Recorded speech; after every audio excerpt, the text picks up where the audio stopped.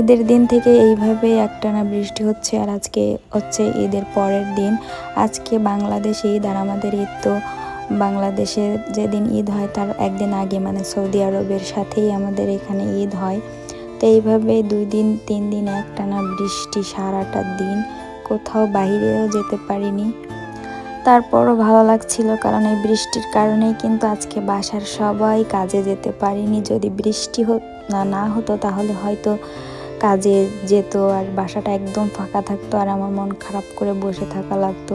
যেহেতু বাইরে বৃষ্টি হচ্ছে, কোনো কাজকর্ম তেমন একটা নাই, তো এদিকে আমার ঘরের একটু কাজ বাকি ছিল, সেই কাজটাইও করে নিচ্ছে। আমার ঘরের অবস্থা কিন্তু একদমই এলোমেলো।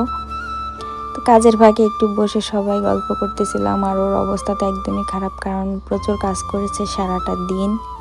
আমার ঘরের সামনে কিছুটা জায়গা ফাঁকা ছিল, তো ভাবলাম ওইখানে একটু যদি টিন দিয়ে বেড়া দিয়ে নেওয়া হয় তাহলে আমার রান্নার জায়গাটা আলাদা করে নিতে পারবো।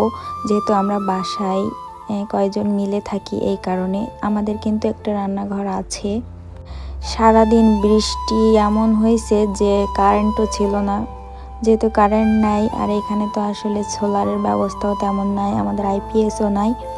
তো ঘরে কিছু মোমবাতি ছিল, জ্বালানো হয় না তেমন, কারণ এখানে তো কারেন্ট তেমন যায়ই না বলতে গেলে। কারণবশত হয়তো আজকে গেছে কোথাও, হয়তো কোনো সমস্যা হয়েছে, তাই আমি মোমবাতিগুলো জ্বালিয়ে দিলাম। অনেকগুলো মোমবাতি জ্বালিয়ে ঘরের বিভিন্ন জায়গায় রাখছি। তো না, ভালোই লাগছিল যে মোমবাতির আলোতে কিন্তু অনেক মনটা ভালো লাগছিল। একটা অন্যরকম সময় কাটিয়েছি। তো তার কিছুক্ষণ পরেই বিদ্যুৎ চলে আসছে, সমস্যা নাই। বাহিরে সবার যেখানে বসেছিল সেখানেও একটা দিয়ে দিলাম।